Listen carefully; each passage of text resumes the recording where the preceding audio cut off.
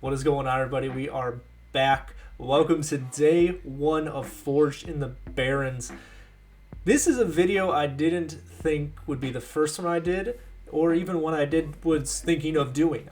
Secret Paladin kind of slipped under my radar. It's always kind of been a meme, aside from the time that mysterious challenger was in the meta. But I have seen some lists. I've seen people having success with it. I lost to a few times against it, so I decided let's put the cards in. We have the legendaries, we have the dust, and we did. I went in a very, very small sample size, 2-0. You'll see both those games here. We'll talk about them after we do the deck guide, but the list just feels really good. You tempo, and then the secrets disrupt your opponent trying to stop your tempo. It's a very fluid deck.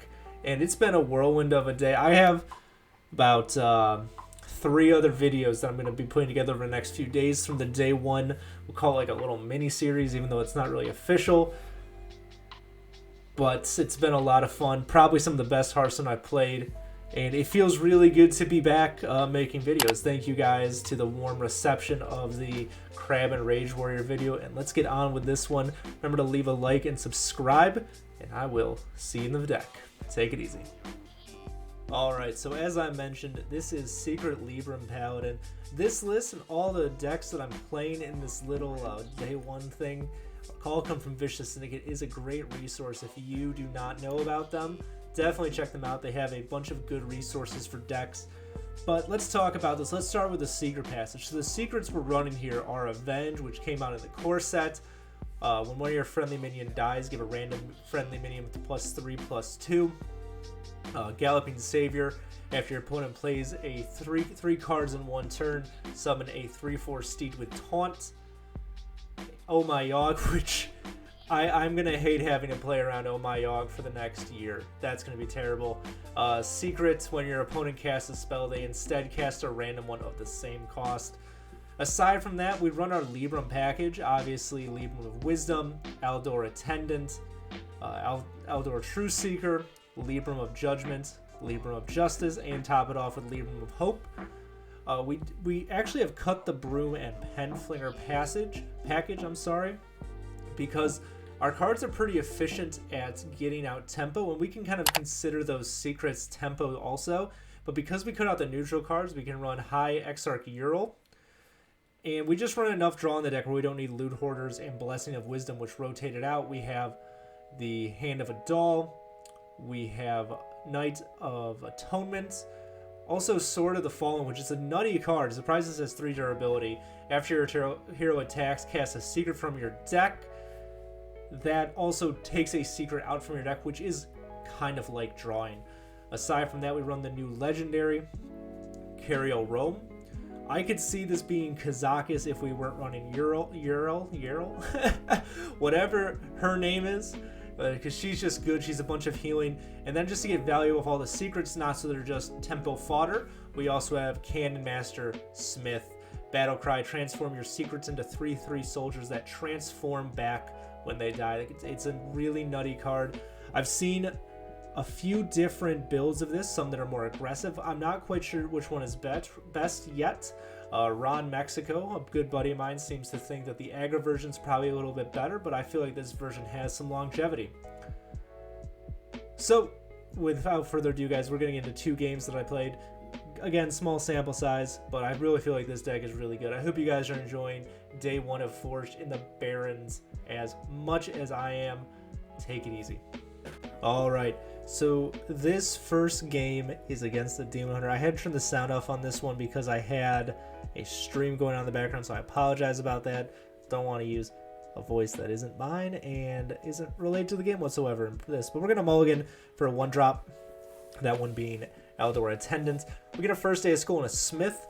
The Northwatch Commander. That's a new card, so I don't quite remember it. It's great if we have a secret. Unfortunately, we don't have a secret at this time. And I'm not really sure what Demon Hunter is right now. I played some Soul DH today. It seemed pretty good. But Lifesteal OTK DH hasn't lost anything. And aggro, I've seen some aggro in this meta also. But we're going to play out the first day of school first, just see what we get. but we're going to decide to play the Aldor Attendant, discount our Librams, so when we get them, they're easier to play. I did turn the resolution up on Hearthstone. I hope that shows through in the video, but I am sorry if it gets a little laggy.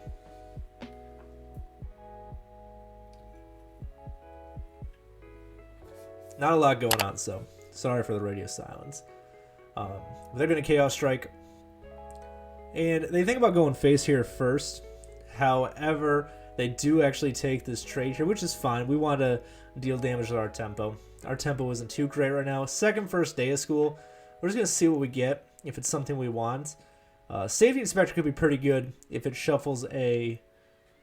because it draws us a card. We're going to play the minion we want to play first, which is the Dormant minion. And then we're going to shuffle a minion into the deck. The issue with this is that right now Ural, I can't pronounce her name, is not active, which does make this a bit difficult to activate if we need to. But we're going to have a 3-2 weapon popping up soon. There's some of that lag. I'm sorry about that. If it gets bad over the next few videos, I'll turn it off after those, so just bear with me. They're going to play a Studies here, which makes me think that because of the draw and the Chaos Strike and the Studies, it's probably Lifesteal. They do take a value trade here and then show me it's an I-Beam, which is good because now I can play my Librams and not worry about it being a silence. And there's Oh My Yogg, which is a phenomenal card to get. We can go on the board. Right now, it's very obvious that they have something like Immolation Aura that they want to play. But we're going to play Oh My Yogg and hopefully disrupt that, and then also buff our one of our Aldor Attendants and then give it Divine Shield. You could have argued that we could have done the +1/+1 on the 1/1 Aldor Attendant, then buffed the 1/2. I think both plays are good. I don't think there's any wrong play there. He's going to take a trade, which does show me that he has an Immolation Aura, and there it is. However, Oh My Yogg is going to stop that, and I'm kind of not sure why it didn't cast another spell, because it cast Shadow Word Death, which has no target, but it didn't show me that was Shadow Word Death. It just popped up in the sidebar. The Dormant minion can't attack, he just woke up. But we can push,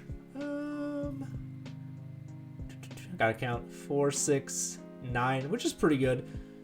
We should have probably played here for tempo. We should play the 3-drop even though it doesn't draw as a card, which is unfortunate. But again, we're going to go wide. The issue right now is that we just can't get any draw. We can't get anything that's going to get us through our deck and get Seekers on board for either Smith or our Commander. There's the Marrow Slicer, which he's going to, again, take a trade. So up until this moment, I had no reason to think that this wasn't Lifesteal, but obviously because they played the Marrow Slicer, it shows me that this is Soul Demon Hunter. But we top deck really well. We top deck the 4/6, and we were able to send a bunch of damage face. And I'm not going to swing with the weapon, and the reason for that is I'm going to save this weapon to push lethal if we need to. And he's going to Studies, hopefully get something that's going to help him. I'm not sure what Outcast card actually helps him here. There's a Chaos Strike. He does not draw any Soul Fragments, and I'm not really sure what they're looking for at this point to get him out of this because they don't have a ton of healing. And there's the Concede. So that's game one. Even though we didn't get any high value tempo, we still tempoed out well to kind of close this game out. And there's top 25 100, which is awesome. And then we have some Priest. Now this was a hard matchup in Darkmoon Faire because they just stole all your stuff and silenced it. Since it's day one, we're not really sure what this is going to be like. We get the 2 draw cards in the opening hand, which is awesome. That weapon is so good. I can't believe, I said this before, but I can't believe that weapon costs 2 and has 3 durability. That's 3 draw. That's nuts. But we're going to tempo out well. We get our Libram. And it looks like we're just going to cast the Libram on the 1/1. I think you can say either or. I don't think that playing the hero power was the right play there, but we'll see. Maybe I was thinking that we could do it next turn and just see what happens. But we're playing against a Watchtower Priest, which I'm going to be honest, I don't think the Watchtower cards are all that good. But we don't really need to do too much. We don't have to play anything this turn. We can just develop some secrets and ignore their Watchtower, because their Watchtowers can't attack. It's pretty often that the Watchtowers don't do a whole lot. Just pushing damage is good enough. It is kind of weird that they didn't play the 2-drop Watchtower first, but whatever. We can play our Roame here. We have to kill off the draw Watchtower, the one that's what's it do? That increases the cost of any card you draw, your opponent draws by 1, just because that can get difficult to deal with. Luckily, we did draw a Libram, so it will be discounted. And we have some pretty valuable stuff on board right now. There's a Sethic Veilweaver. That is a minion that has to die. We can't ignore this and go face at this point. It has to be killed. And we can draw with the commander now because we have secrets active. But we're going to play out the Truthseeker first because we can bounce this Libram of Wisdom around to clear out these minions. So we can trade into the Veilweaver pretty easily with the 2/2 and then trade our face in, which will also draw a secret from our deck. And then we can buff Roame, I don't remember her first name, and trade off the Watchtower so it can't continually summon 2/2s. And we have a, I think this is every secret in our deck, so it is going to be difficult for them to deal with this, especially with a spell because of My Yogg. But right now we have 9 worth of damage on the board. And it's just so hard. I don't want to play around My Yogg for the rest of the year. It's going to be terrible. There's Condemn. It activates the My Yogg, which actually is going to buff one of our minions with Iron Bark. And I think the Priest reads it around the law. That's 10 damage. That's a concede. Guys, this deck is awesome. I will see you tomorrow with another one. Take it easy. Leave a like and subscribe. Peace out.